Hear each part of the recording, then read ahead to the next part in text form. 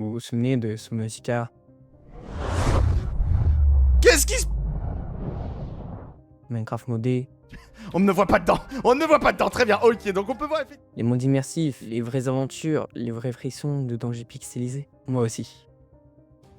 Et aujourd'hui, en voyant des vidéos comme Roblox, mais je me transforme en toilette géante. on s'est vraiment posé une vraie question. Est-ce que Furry Jumper a changé ou est-ce que c'est nous qui avons changé? À ses débuts, Furry Jumper c'était ça. Des jeux de survie comme Ark, The Forest, Subnautica ou encore des modes ultra poussés sur Minecraft. Il y avait une progression, des défis, un univers cohérent.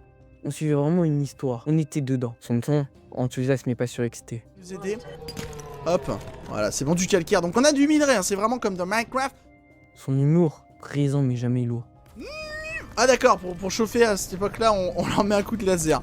D'accord. C'était le YouTube jeu vidéo qui nous faisait vivre des aventures et pas juste consommer du bruit et des couleurs. Le jeu, c'est presque un prétexte. Le titre doit être choquant et très sexualisé. L'ambiance est survitaminée et le montage est frénétique. Et on va pas se mentir, le public a clairement changé. Le contenu est passé pour les 6 à 10 ans et ça marche. Les vues sont là. Mais on est loin de l'épisode 14 de Subnautica où on découvrait la base alien en retenant notre souffle pour savoir quel était ce mystère. Mais malgré tout ça, il y a une chose de réconfortant. Furry Jumper reste Furry Jumper. Sa voix est la même, son rire aussi, son enthousiasme, son impact. Il y a toujours cette façon à lui de se lancer à fond, de s'étonner ou d'exagérer pour le plaisir. Même si le cadre a changé et que son ton est plus enfantin, c'est toujours lui. Et quelque part, ça fait plaisir. Alors, pourquoi ce virage vers le contenu plus jeune? La réponse est simple.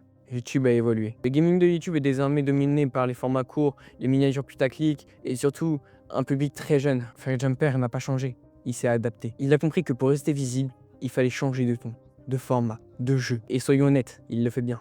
Il reste pro, régulier et très proche de sa nouvelle audience. La vérité, c'est que nous avons grandi. On ne cherche plus les mêmes choses. Au fond, on veut du gameplay, de la narration. Mais Furious, lui, s'adresse désormais à la nouvelle génération. Ce n'est ni un abandon ni une trahison, c'est une évolution. Mais si vous aussi vous regrettez les longues séries d'aventures, les jeux d'ambiance, les modes de fou ou encore les serveurs, sachez que vous n'êtes pas seul. Et peut-être qu'un jour Furry Jumper reviendra.